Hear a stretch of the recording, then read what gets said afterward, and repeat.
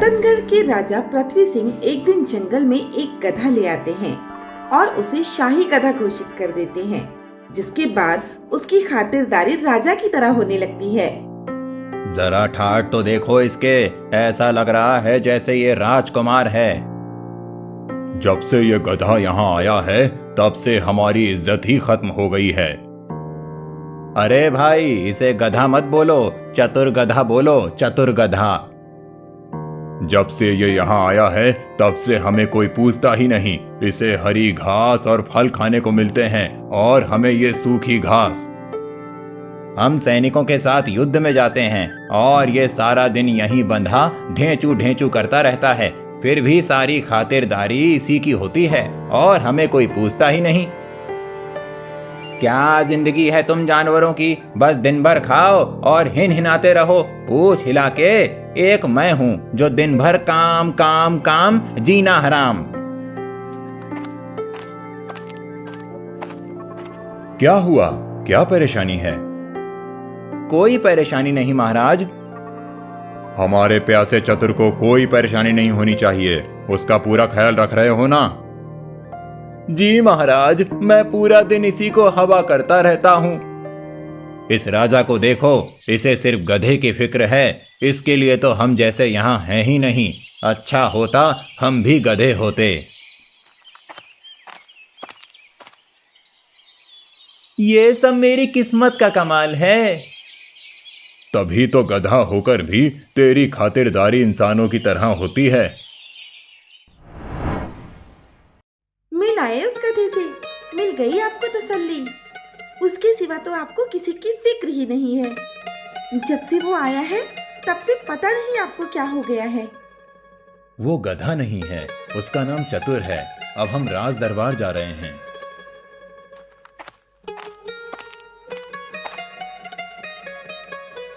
महाराज, बाला की दुकान पर चोरी हुई है और उसे इन दोनों पर शक है। बाला, तुम्हें ऐसा क्यों लगता है कि इन दोनों में से किसी ने तुम्हारी दुकान में चोरी की है?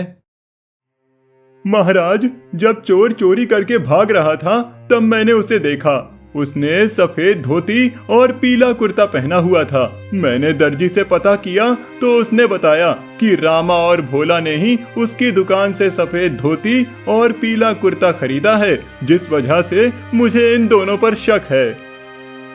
महाराज, मैंने चोरी नहीं की, इसने की है। महाराज, मैंने चोरी नहीं की, इसने की है। महाराज, मेरी दुकान में चोरी इन दोनों में से किसी एक ने ही की है। मैं न्याय की उम्मीद लेकर आपके पास आया हूँ, मुझे न्याय दिलाइए। महाराज, मैं कहता हूँ इन दोनों को सजा दी जाए। हम किसी बेगुनाह को सजा नहीं दे सकते। चोर कौन है उसका पता हमें लग जाएगा। सैनिक, चतुर को दरबार में लेकर आओ। चतुर को इन दोनों के पास ले आओ। वो जिसके सबसे ज्यादा पास रुकेगा, चोर वही है। देखा महाराज, गधा भोला के बहुत करीब है। इसका मतलब चोरी इसी ने की है। मैं निर्दोष हूँ। नहीं महाराज, मैंने चोरी नहीं की, मैं बिल्कुल निर्दोष हूँ। सैनिकों, रामा को कैद खाने में बंद कर दो। यही चोर है, इसी ने चोरी की है। लेकिन महाराज, चतुर तो भोला के पास रुका था, तो फिर आपने दोषी रामा को कैसे ठहराया? ये बात मेरी समझ में नहीं आई। ये मेरे और चतुर के बीच की बात है मंत्री जी, तुम्हारी समझ में नहीं आएगी। राजा का गधा बहुत होशियार है, उसने मुझे बचा लिया। मुझे माफ करना भाई, मैंने तुम पर शक किया।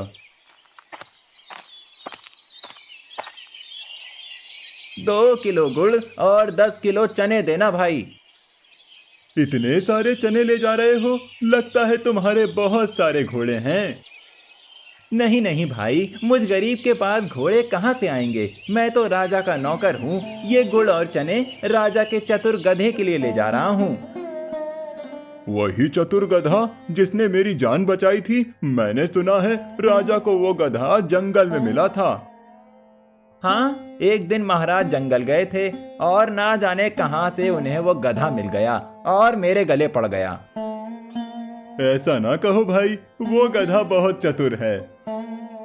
होगा चतुर, लेकिन मेरा तो जी का जंजाल है। वो महाराज का आदेश है कि उसकी देखभाल अच्छी तरह से करना है। अगर उसे कुछ हो गया तो वो मुझे जेल में डाल देंगे।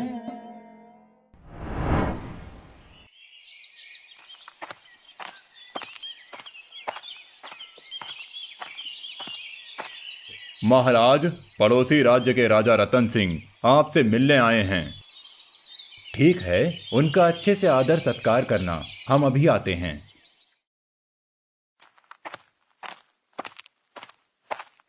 राजा रतन सिंह, आपको हमारा प्रणाम। हमारे राज्य में आपका स्वागत है। हम आपकी क्या सेवा कर सकते हैं? महाराज पृथ्वी सिंह, मेरा राज्य बहुत बड़ी मुसीबत में है। मैं आपकी सहायता मांगने आया हूं। हम आपकी सहायता जरूर करेंगे। कहिए, आपको हमारी क्या सहायता चाहिए? हमने आपके चतुर गधे के बारे में बहुत सुना है। हमें उसकी मदद चाहिए। सिर्फ वही हमारी मदद कर सकता है। भला चतुर सिंह आपकी क्या सहायता कर सकता है? महाराज, मैंने सुना है कि वो बहुत चतुर है। वो इंसानों को देखकर उनके बारे में पता लगा लेता है। मेरे महल में दुश्मन राज्य का एक जासूस घुस आया है। वो राज्य की गुप्त जानकारियां इकट्ठा कर रहा है। मैं उसका पता नहीं लगा पा रहा हूँ कि वो कौन है। मुझे उसका पता लगाने के लिए चतुर गधे की आवश्यकता है। रतन सिंह ने तो हमें बड़ी परेशानी में डाल दिया। अब हम क्या करेंगे? चतुर गधे को रतन के साथ भेज भी नहीं सकते और उनकी सहायता करने से मना भी नहीं कर सकते। लेकिन इसका एक तरीका है। क्या सोच रहे हैं महाराज? अच्छा ठीक है, हम आपकी सहायता करेंगे, लेकिन हम भी चतुर के साथ चलेंगे। महाराज, ये तो बहुत अच्छी बात है। मुझे भी आपके स्वागत का मौका मिलेगा। तूने सुना क्या? इसे लेने यहाँ कोई राजा आया है। वो इसकी मदद चाहता है। हाँ, मैंने सुना है। इसकी होशियारी के किस्से दूर दूर तक फैल चुके हैं। अच्छा है, कम से कम कुछ दिनों के लिए तो इससे छुटकारा मिलेगा।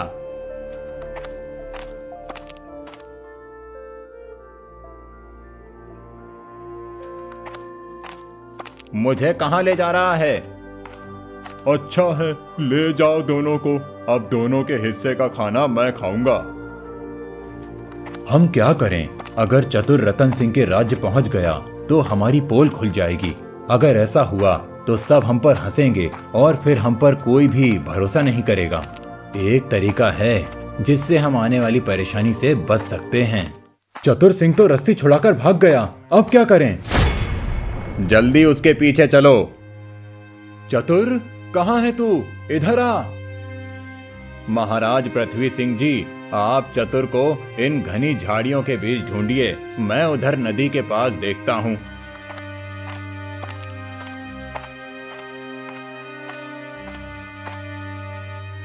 अच्छा है, अब तू कुछ दिन यहीं रहे। इसी में तेरी और हमारी भलाई है। आपको चतुर सिंह मिला क्या महाराज? चतुर अगर घने जंगल में चला गया है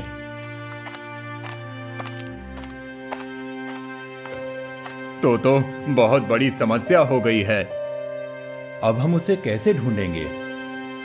चिंता करने वाली बात नहीं है। अब हम राजमहल चलते हैं, वहीं इस समस्या का हल ढूंढेंगे। महाराज पृथ्वी सिंह, मुझे तो कुछ समझ में नहीं आ रहा कि चतुर सिंह को कैसे ढूंढा जाए। अगर उस जासूस को पता चल गया कि हम चतुर सिंह को यहाँ क्यों लाए हैं तो वो सतर्क हो जाएगा।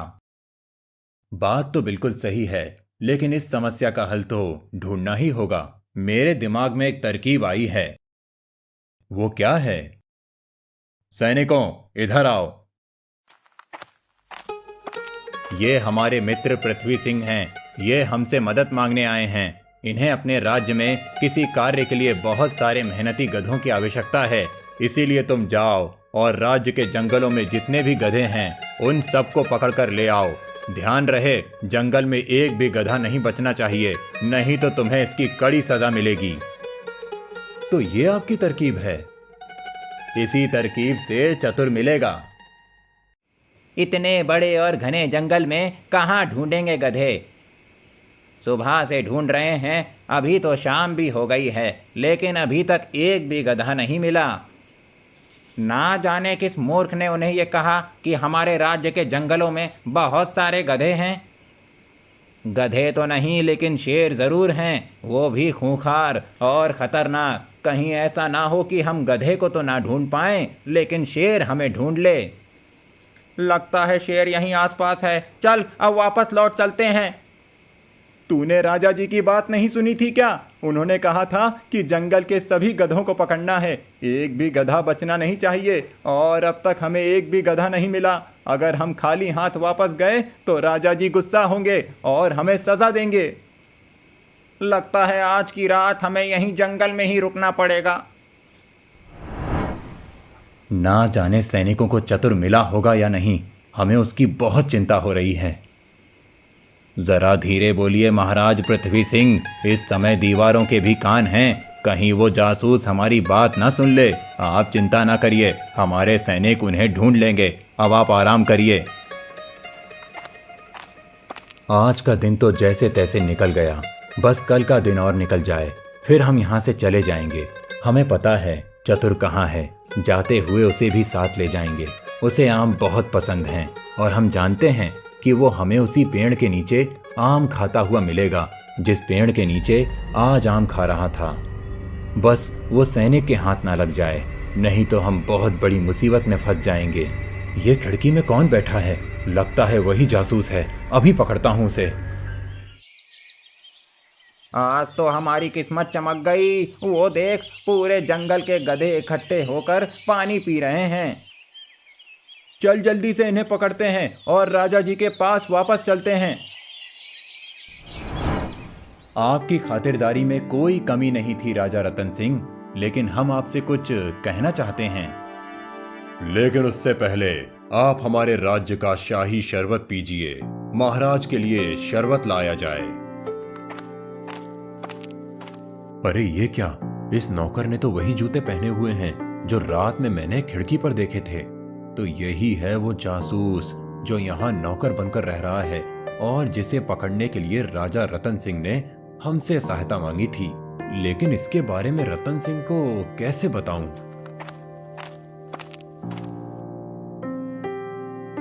महाराज, आपके कहे अनुसार हम राज्य के जंगलों से सभी गधे पकड़ लाए हैं। वो सभी महल के बाहर बंधे हैं। अरे वाह, ये दोनों बिल्कुल सही समय पर आए हैं।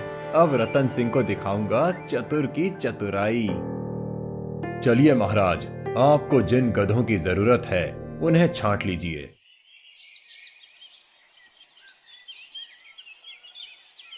सैनिकों, जिस गधे की पीठ पर महाराज पृथ्वी सिंह ने हाथ रखा है उसे अभी राज दरबार में लेकर आओ।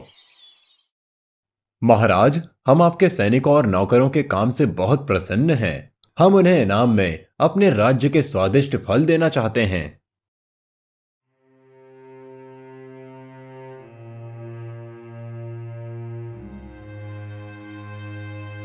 सैनिक, जल्दी से इस नौकर को पकड़ लो। ये दुश्मन राज्य का जासूस है। बता कौन है तू और यहां क्या करने आया है, नहीं तो मैं अभी तुझे मौत की सजा देता हूं। मुझे माफ कर दीजिए महाराज, मैं अपनी मर्जी से यहाँ नहीं आया हूँ। मुझे आपके दुश्मन राजा ने यहाँ भेजा है ताकि मैं आपके और महाराज पृथ्वी सिंह के बीच गलतफहमियां पैदा करके दुश्मनी पैदा कर सकूं। सैनिकों, इस जासूस को काल कोठरी में डाल दो। महाराज पृथ्वी सिंह, इस चतुर ने तो कमाल कर दिया। बड़ी आसानी से जासूस को पकड़ लिया। आपने जैसा कहा था ठीक वैसा ही हुआ। हम आपके बहुत आभारी हैं। पृथ्वी सिंह ने रतन सिंह से पहले ही कह दिया था कि चतुर जिसके हाथ का फल खाएगा वही जासूस होगा। उन्हें पता था कि चतुर को आम पसंद है, इसीलिए उन्होंने अपने नौकर को आम दिया था। जासूस को पकड़वाने के बाद पृथ्वी सिंह अपने राज्य लौट आते हैं।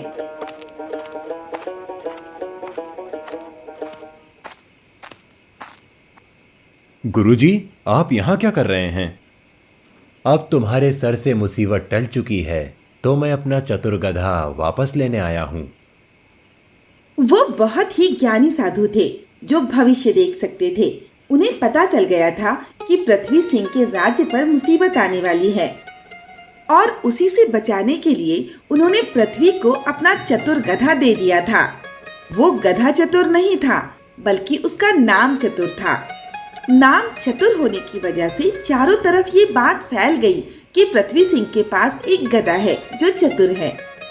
पृथ्वी सिंह से वो मुसीबत टल जाने के बाद साधु उनसे अपना चतुर नाम का गधा वापस ले लेते हैं। एक गांव में भीमा नाम का किसान रहता था। वो अपने खेत में तरह तरह की सब्जियां उगाता और बाजार जाकर बेच आता। जैसे ही वो सब्जियां लेकर बाजार पहुंचता, वैसे ही लोग उसकी सब्जियों पर टूट पड़ते और जिस भी कीमत पर वो सब्जियां बेचता, लोग उसे खरीद लेते। उसी गांव में एक बसंत नाम का भी किसान रहता था। वो भी अपने खेत में सब्जियां उगाता और बाजार में बेचने जाता, लेकिन उसकी सब्जियां कोई भी नहीं खरीदता था। एक दिन बसंत बाजार से साइकिल में अपनी बची सब्जी लेकर घर वापस जा रहा था। तभी रास्ते में उसे भीमा मिला और वो उसे चिढ़ाने के लिए बोला, क्या हुआ बसंत भाई, तुम बाजार से सब्जियां खरीद कर कहाँ ले जा रहे हो? अरे भीमा भाई, मैंने सब्जियां खरीदी नहीं हैं। ये सब्जियां मैं बाजार बेचने गया था, बिकी नहीं, इसीलिए वापस ले जा रहा हूँ। आज भी तुम्हारी सब्जियां नहीं बिकी? मुझे देखो, मैं अपनी पूरी सब्जियां बेच आया। वो ये बात अच्छी तरह जानता था कि बसंत की सब्जियां नहीं बिकी हैं। वो तो सिर्फ उसका मजाक उड़ा रहा था। फिर वो हंसता हुआ वहां से चला गया। बसंत भी अपने घर चला गया।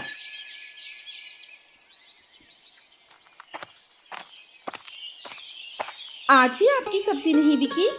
अब हम क्या खाएंगे? हमारा गुजारा कैसे होगा? मैं क्या करूं? मेरी सब्जी कोई भी नहीं खरीदता। मैं कम कीमत में अपनी सब्जी बेचने की कोशिश करता हूं, लेकिन ग्राहक सब्जी देखकर ही लौट जाते हैं। ना जाने मेरी सब्जियों में ऐसा क्या है। और भीमा को देखो, बाजार पहुंचते ही उसकी सब्जियां बिक जाती हैं। हाँ जी, आप बिल्कुल ठीक कह रहे हैं। वो दिन ब दिन अमीर होता जा रहा है और हम गरीब होते जा रहे हैं। ना जाने उसकी सब्जियों में ऐसा क्या है कि लोग टूट पड़ते हैं। भीमा की सब्जियों का राज अब उससे ही पूछना पड़ेगा। अगले दिन बसंत भीमा के खेत पहुंच जाता है। बसंत और भीमा के खेत अगल बगल में ही थे। उस समय भीमा खेत में खाद छिड़क रहा था। भीमा भाई, तुम भी अपने खेतों में वही सब्जियां उगाते हो जो मैं उगाता हूँ, और हम दोनों के खेत अगल बगल से हैं, लेकिन फिर भी तुम्हारी सब्जियां मेरी सब्जियों से अच्छी कैसे होती हैं? ये राज मैं अब तक नहीं समझ पाया। ये सब मेरी मेहनत का फल है, जो मेरी सब्जियां तुम्हारी सब्जियों से अच्छी होती हैं। लगता है इसकी सब्जियों का राज इसकी खाद है। भीमा भी बसंत की तरह अपने खेत में खाद डालता है। और अगले दिन मंडी में टमाटर ले लो, टमाटर, लाल लाल मीठे मीठे टमाटर। भिंडी ले लो, भिंडी, लंबी लंबी हरी हरी भिंडी। धनिया ले लो, धनिया, ताजी ताजी हरी हरी धनिया। मुझे 1 किलो टमाटर, 100 ग्राम धनिया और आधा किलो भिंडी दे दो। मुझे 1 किलो भिंडी और 1 किलो टमाटर दे दो। ये लो भैया, तुम्हारे 1 किलो टमाटर, 100 ग्राम धनिया और 1 किलो भिंडी, इसके हुए 100 रुपए। और ये तुम्हारी 1 किलो भिंडी और 1 किलो टमाटर, इसके हुए 80 रुपए। वो दोनों ग्राहक सब्जियों के दाम पूछे बिना ही सब्जियां लेकर और पैसे देकर चले जाते हैं। 30 रुपए किलो टमाटर ले लो, 30 रुपए किलो टमाटर, ताजे ताजे टमाटर।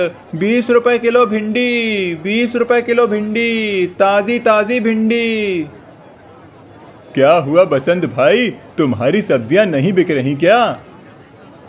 हाँ भीमा भाई, क्या बताऊं, सुबह से सब्जियां बेचने की कोशिश कर रहा हूं, लेकिन अभी तक सिर्फ थोड़ी ही सब्जियां बिकी हैं।